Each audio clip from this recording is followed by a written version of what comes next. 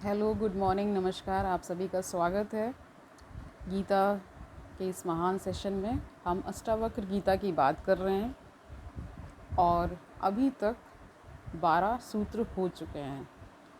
तो मैं ये उम्मीद कर रही हूँ जितने भी लोग इसका रोज़ श्रवण कर रहे हैं उनको फ़ायदा पहुँच रहा है, वो सन्मार्ग पर चलने की कोशिश कर रहे हैं। बहुत ही उत्तम ज्ञान है और जिसने भी इसको पाया है, इसको थोड़ा सा भी कह सकते हैं कि समझने की कोशिश की है, तो उसका भला होना निश्चित है। तो आज शुरू करते हैं 13वां सूत्र। कूटस्थम बोधम द्वैतमात्मानं परिभावय आभासो अहम भ्रमम मुक्त्वा भाव ब्राह्य मंथांतरम। ठीक है, इसका अर्थ देख लेते हैं। मैं आभास रूप अहंकारी जीव हूँ। इस प्रकार के भ्रम को बाहर तथा अंदर के भावों का त्याग करके तू कूटस्थ यानी अचल स्थिर बोध रूप एवं अद्वैत रूप आत्मा का विचार कर। व्याख्या जानते हैं इसकी। इस सूत्र में महर्षि अष्टावक्र जनक को समझाते हुए कहते हैं कि यह अहंकार सत्य नहीं है, मिथ्या है। कह रहे हैं कि अहंकार जो होता है लोग, वो क्या है? मिथ्या है। मिथ्या का अर्थ झूठ से मत समझिए। मिथ्या का अर्थ अध्यात्म में बिल्कुल अलग है। ठीक है, इसको हम आगे जानेंगे। थोड़ा सा ये समझ सकते हैं कि जैसे मैंने पहले भी, अगर आपने श्रीमद् भगवत गीता को फॉलो किया था, जो मैंने सेशंस लिए हैं, उसमें कहा गया, बताया है मैंने कि किन्हीं दो शब्दों के अर्थ सेम नहीं हो सकते हैं, इसीलिए वो शब्द अलग से रखा गया है। तो मिथ्या का अर्थ यहाँ झूठ से नहीं है, लेकिन समानार्थी रूप में हम लोग ले लेते हैं। लेकिन अध्यात्म में मिथ्या का अर्थ डिफरेंट है। मतलब मिथ्या का अर्थ है कि जो दिख रहा है, जो भास हो रहा है, वो वैसा नहीं है जैसा रियलिटी में है। ठीक है, तो इस तरह से उसको लेते हैं। आगे बढ़ते हैं। यह भ्रम रूप है। इस भ्रम रूप अहंकार के कारण ही जीव अपने आप को आत्मा से भिन्न मानता है। इसलिए तू इस भ्रम को छोड़ दे और साथ ही साथ इस बाहर भीतर के भाव का भी त्याग कर दे कि आत्मा अथवा परमात्मा कहीं दूर आसमान में है या तेरे अंदर ही है। यह बाहर भीतर का जो भेद है वह मन का ही होता है। ठीक है, आत्मा तो सर्वत्र फैली है, बाहर भी और भीतर भी। तू सिर्फ इस कूटस्थ यानी स्थिर अचल बोध स्वरूप अद्वैत रूप आत्मा का विचार कर। राजा जनक के इसी भ्रम के निवारण के लिए महर्षि अष्टावक्र आगे कहते हैं कि तुम्हें जो भी ज्ञान प्राप्त हुआ है वह सब उधार का है। कह रहे हैं जो भी ज्ञान प्राप्त हुआ है वो सारा क्या है? उधार का है। उधार मतलब कहीं से लिया हुआ। तुम्हें दूसरे के द्वारा, वही आगे कह रहे हैं, तुम्हें दूसरे के द्वारा मिले हैं, तुम्हारे स्वयं के नहीं हैं। तुम्हें जब दूसरों ने कहा तब तुमने अपने मन में यह झूठी अवधारणा बना ली कि मैं जीव हूँ और आत्मा मुझसे भिन्न है। कोई आत्मा को बाहर संसार में कहता है, कोई आसमान में, कोई स्वयं के अंदर। इन झूठी मान्यताओं के कारण ही क्या हुआ है? सब दुख को भोग रहे हैं। दुख का कारण क्या है? भ्रम। जो आपका ये जो भ्रम पैदा हो गया है, उसी के कारण दुख मिल रहा है और तुम भी उन्हीं के दुख का उपभोग करो। इन उधार के कह रहे हैं कि इन उधार में ली गई मान्यताओं का त्याग करने और स्वयं को जागृत करने से ही यह सारा भ्रम समाप्त हो जाएगा कि मैं कौन हूँ और आत्मा कहाँ है। सिर्फ स्वयं को जागृत करने की आवश्यकता है। ज्ञान का दीपक प्रज्वलित करने की आवश्यकता है और कुछ भी करने की आवश्यकता नहीं है। यहाँ महर्षि अष्टावक्र ने राजा जनक के जो बाहर भीतर की बात कही है उसको समझना थोड़ा कठिन है, इसलिए वह कहते हैं, क्या कहते हैं, तो वो अपनी बात को स्पष्ट करते हुए क्या कह रहे हैं कि मनुष्य के बाहर एक जगत है, ठीक है, यह संपूर्ण संसार जिसे कर्म जगत कहा जाता है। मनुष्य का भी एक व्यक्तित्व है जो कि बहिर्मुखी है, यानी बहिर्मुखी है। अतः मनुष्य बहुमुखी होने के कारण हमेशा बाहर की ओर इस संसार को देखता है, वह स्वयं के अंदर नहीं जानता। मतलब कह रहे हैं कि क्योंकि संसार में इतना सब कुछ फैला है तो जो हमारी बुद्धि है वो बहिर्मुखी है, अंदर की तरफ नहीं जाती, अंदर हम नहीं झांकते, अंदर हम नहीं देखते। वही कह रहे हैं, वह स्वयं के अंदर नहीं जाता, उसका ध्यान में जाना कठिन है। ऐसा मनुष्य कर्म योग की सहायता से आत्मा को प्राप्त कर सकता है, दूसरी कोई युक्ति उसके काम नहीं आएगी। कर्म योग का अर्थ निष्काम कर्म, आसक्ति का परित्याग करके परमेश्वर के कार्य को समझकर कार्य करना, यह हुआ बाहरी भाव। मनुष्य के अंदर 3 जगत और हैं जो इस प्रकार हैं। विचारों का जगत इसके भीतर है, भाव जगत, और तीसरा आत्म जगत जो कह रहे हैं। तो मैं थोड़ा सा यहाँ अपना पर्सनल एक्सपीरियंस शेयर करना चाहती हूँ।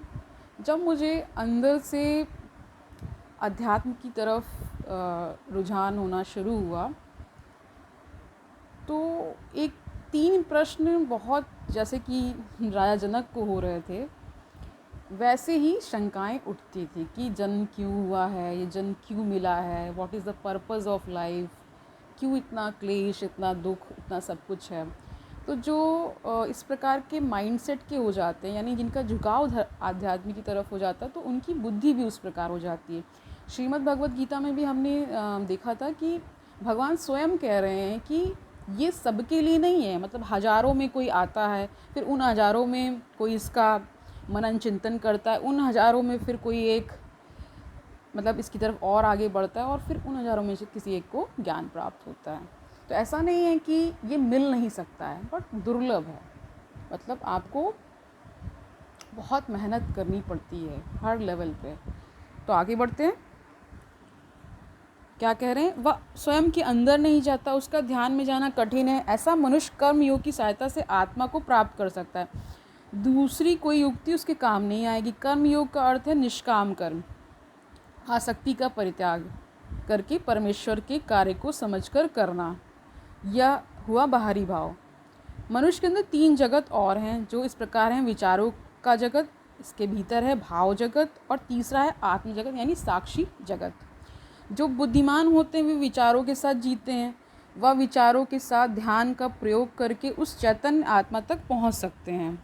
उस कर्म के पथ पर ले जा कह रहे हैं उसे कर्म के पथ पर ले जाना सरल नहीं होता है, क्योंकि बुद्धिमान होने के कारण वह तार्किक होना होगा। मतलब जो कुशल बुद्धि के हैं, कुशाग्र हैं, तो वो क्या करते हैं, आर्गुमेंट्स में फंस जाते हैं, ये कैसे है तो ये कैसे है। फिर क्योंकि अगर आपने थोड़ा सा भी अगर आपका बैकग्राउंड फ़िलॉसफी का रहा है तो, और हर सब्जेक्ट की एक फ़िलॉसफी गिवन होती है, तो उसमें जैसे कि थीसिस होती है, फिर एंटी थीसिस होती है, यानी कि हर चीज़ का कंट्राडिक्शन इस जगत पे मौजूद है। जैसे रात है तो दिन है, सुख है तो दुख है, इसी प्रकार बहुत सा हर चीज़ का एक मतलब आप ये नहीं कह सकते कि कोई चीज़ एब्सोल्यूट हो सकती है, उसका कहीं ना कहीं तोड़ या काट मौजूद होता है। इसीलिए जो ज्ञानी हो जाते हैं वो मौन हो जाते हैं, वो इन सब चीज़ों में नहीं फंसते हैं, ना वो सुख में फंसते हैं ना दुख में फंसते, वो इन सब के परे हो जाते हैं। तो आगे बढ़ते हैं। बुद्धिमान होने के कारण वह तार्किक होगा, इसलिए उसे चिंतन और विचार के साथ ध्यान द्वारा आत्मज्ञान प्राप्त कराया जा सकता है। यही ज्ञान मार्ग कहलाता है और वह व्यक्ति ज्ञान योगी कहलाता है। तीसरा जगत भाव जगत है। इस जगत में भक्ति तथा प्रेम का समावेश है। जिन व्यक्ति में भावुकता ज़्यादा होती है उनके निमित्त भक्ति का मार्ग है, यानी जो बहुत ही ज़्यादा भावुक हृदय के होते हैं उनके लिए भक्ति मार्ग सुनिश्चित किया गया है, यानी वो भक्ति मार्ग पर चलेंगे तो उनको अवश्य ही ज्ञान की प्राप्ति या परमात्मा की प्राप्ति होगी। ऐसे व्यक्ति भक्त कहलाते हैं क्योंकि यह जगत भावना प्रधान व्यक्ति के लिए होता है, इसलिए ऐसे व्यक्ति हेतु ज्ञान और कर्म मार्ग नहीं होते हैं। ये ज्ञान, कर्म तथा भक्ति 3 मार्ग हैं जो भिन्न भिन्न प्रकार के व्यक्तियों हेतु हैं। चौथा जगत है आत्म जगत यानी साक्षी जगत। यह केंद्र पर आधारित है। संपूर्ण संसार इसी के आधार पर टिका हुआ है। सारा सृष्टि चक्र इसी धुरी पर घूम रहा है। यह जीवन का परम उद्देश्य है। ज्ञान, कर्म और भक्ति मार्ग इन तीनों के संग ध्यान को जोड़ने पर लक्ष्य को प्राप्त करते हैं, लेकिन महर्षि अष्टावक्र का मार्ग इससे अनोखा है। सीधा साक्षी पर जाना। वे ना ही कोई मार्ग बतलाते हैं, ना ही कोई कर्म बतलाते हैं, ना ही ज्ञान और ना ही भक्ति।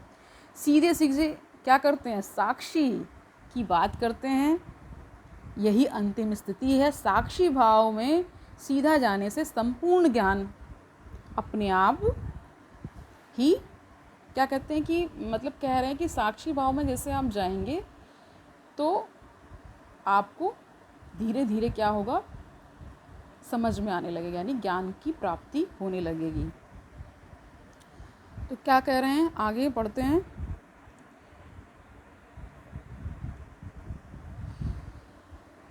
कह रहे हैं लेकिन महर्षि अष्टावक्र का मार्ग इससे अनोखा है। सीधा साक्षी पर जाना। वे ना ही कोई मार्ग बतलाते हैं, ना ही कोई कर्म बतलाते हैं, ना ज्ञान न भक्ति। सीधे सीधे साक्षी की बात करते हैं।